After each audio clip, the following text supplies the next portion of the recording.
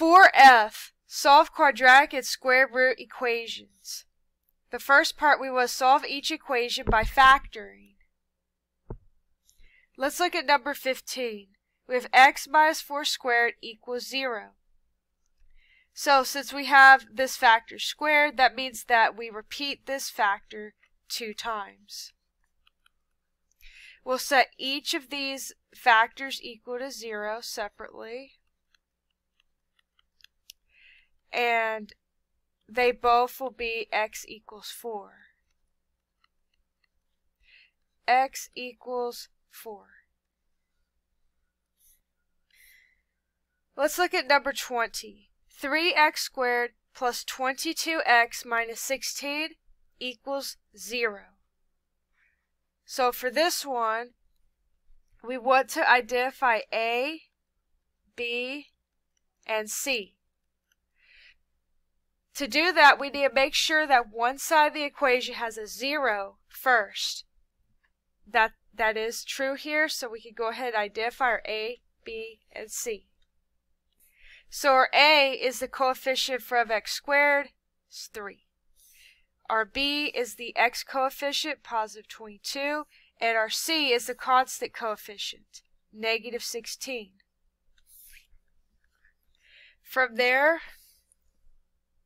we can factor it, draw an x. At the top, we're going to do A times C. 3 times negative 16 is negative 48. At the bottom of the x, we're going to put our B, which is 22.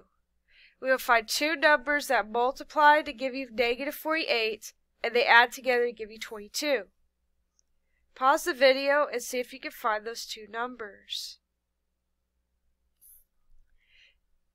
If you can't identify it right away, you can always list out the factor pairs of 48 and then find their sums.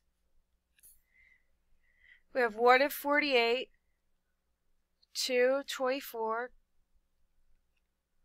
3 and 16, 4 and 12, 5 and some decimal, and then 6 and 8. Since the sum is positive, you want the smaller number to be negative. So our sums are 47, 22, 13, 8, and 2. So the factors that work for this is 24 and negative 2. So then we'll write our factors. X plus 24 times x minus 2 equals 0. Now before we start solving, notice that A is not 1. We're going to divide each of those factors we found by 3, the A value, so that we can divide the A back out. So we multiply the A right here. Now we have to divide it back out. So if x plus 8 times 2/3 doesn't reduce anymore, so we slide the 3 to the front. 3x minus 2 equals 0. From there, we're going to set each of those factors equal to 0 separately.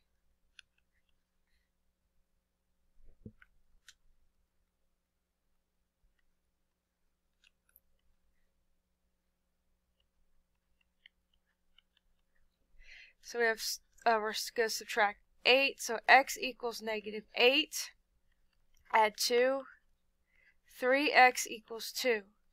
Divide each side by 3, x equals 2/3. So these would be your two answers.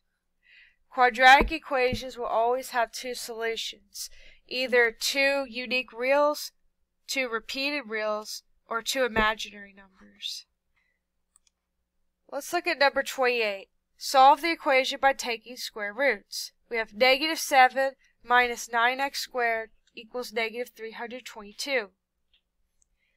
We want to get the x squared by itself. The first thing we could do is add 7 to each side.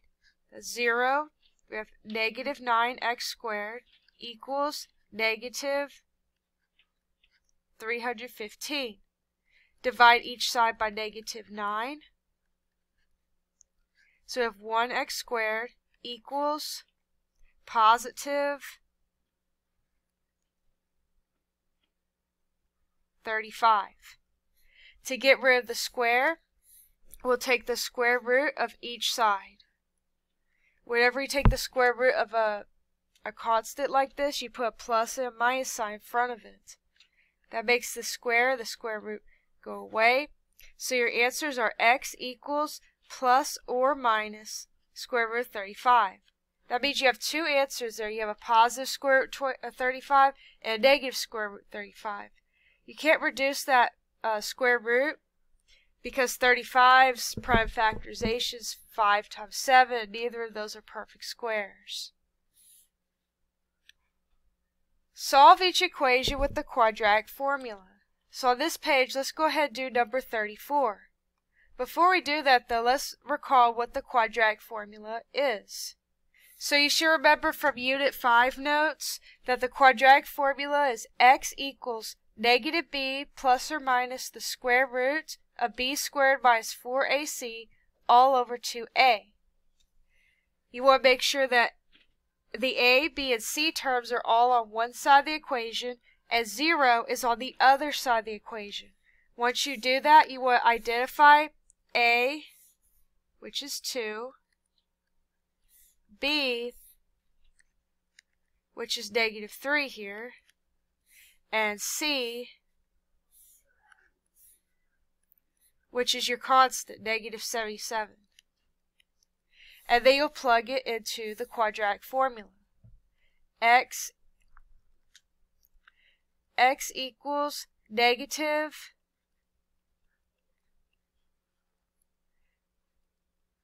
and then you put b, and then this plus or minus the square root of b squared minus 4 times a times c all over 2 times a. Pause the video, see if you can fill in those blanks with these numbers.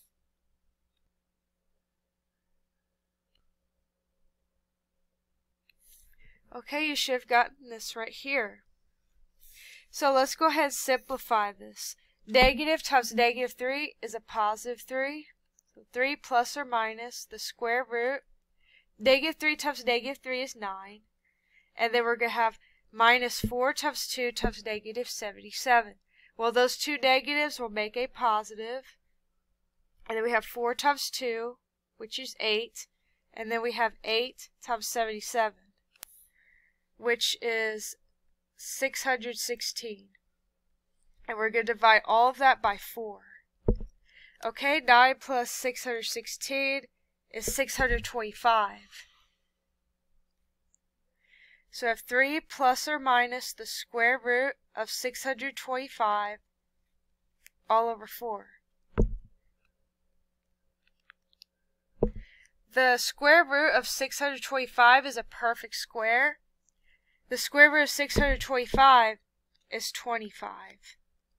So we can rewrite this as 3 plus or minus 25 all over 4. So we have our two answers. Oh yes, in this case, instead of x, it would be r equals. So we're going to have 3 plus 25 over 4 and 3 minus 25 over 4. So it's going to be 28 over 4, which is 7. And then we have negative 22 over 4, which is negative 11 over 2. You divide both of these by 2 because they're both even numbers. So we have our two answers. R equals negative 11 halves and R equals 7.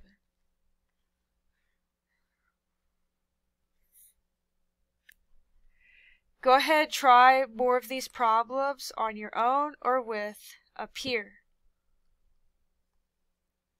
Be sure to check the key in the back to help to make sure that you're doing it correctly. I do expect to see the steps here, using the quadratic formula, taking square roots, and factoring.